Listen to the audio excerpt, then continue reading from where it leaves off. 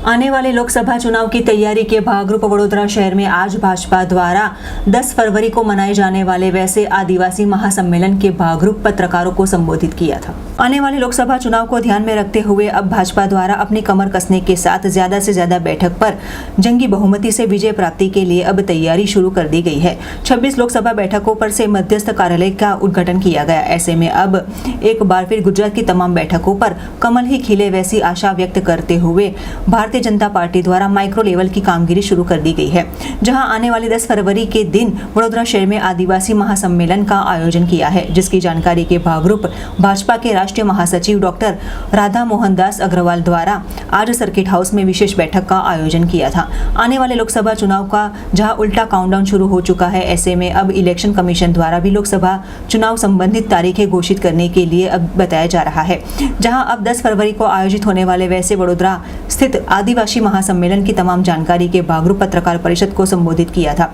इस मौके पर वडोदरा की सांसद रंजनबेन भट्ट, पूर्व गृह मंत्री गोवर्धन झड़फिया, शहर भाजपा मंत्री सत्यम कुलाबकर सहित कई महानुभाव उपस्थित रहे थे। पिछले 10 सालों में हमारी सरकार ने माननीय नरेंद्र मोदी जी के नेतृत्व में आदिवासी समाज के कल्याण के लिए जो कुछ भी किया है, वो पिछले 65 सालों में उसके पहले कभी नहीं हुआ था। 2014 में जब हमारी सरकार आई थी मोदी जी के नेतृत्व में, तो सरकार का आदिवासी कल्याण का जो बजट होता था वो 4495 करोड़ होता था।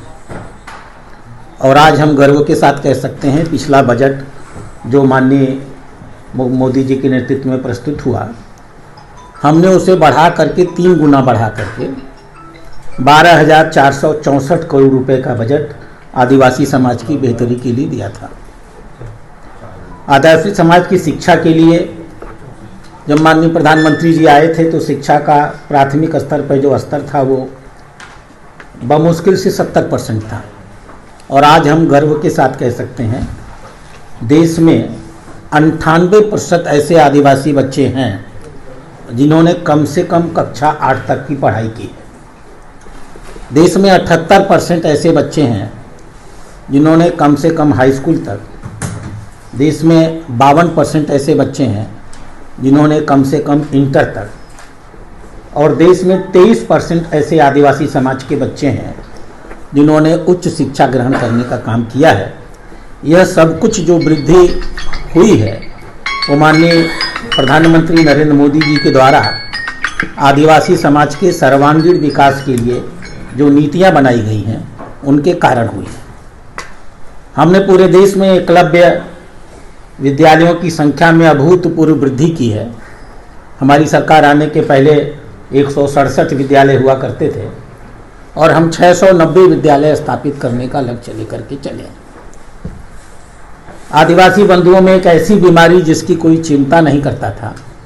मैं पेशे से बच्चों का डॉक्टर हूँ, इसलिए जानता हूँ। हमारे आदिवासी समाज में बहुत बड़ी संख्या में ऐसे बच्चे होते थे जो खून की कमी के नाते मर जाते थे। और ये एक ऐसी खून की कमी थी जो खाने पीने की कमी के नाते नहीं थी, अनुवांशिक गुणों के नाते थी। हम आभारी हैं हम अपने प्रधानमंत्री के 1 जुलाई 2023 में उन्होंने एक अभिनव योजना प्रारंभ किया। देश में आदिवासी समाज के 7 करोड़ ऐसे नागरिक जिनकी उम्र 40 साल से कम है, हम हर उस ऐसे नागरिक का स्क्रीनिंग करेंगे, छांट करके उन लोगों को निकालेंगे जिनके अंदर सिकल सेल एनीमिया के क्रोमोसोम्स होंगे, और जो मेडिकल रास्ते पर उसका ट्रीटमेंट या रोकथाम होगा हम उसे करेंगे। और मुझे बताते हुए गर्व की अनुभूति होती है। 1 जुलाई की घोषणा की गई थी। मैंने कहा मैं बच्चों का डॉक्टर हूँ। आज 23-24 जनवरी को हम बैठे हैं। 7 करोड़ में से 58 लाख जनजाति नागरिकों का स्क्रीनिंग हमारे के द्वारा किया जा चुका और हम बहुत 3 साल के अंदर इस संपूर्ण लक्ष्य को प्राप्त करने वाले।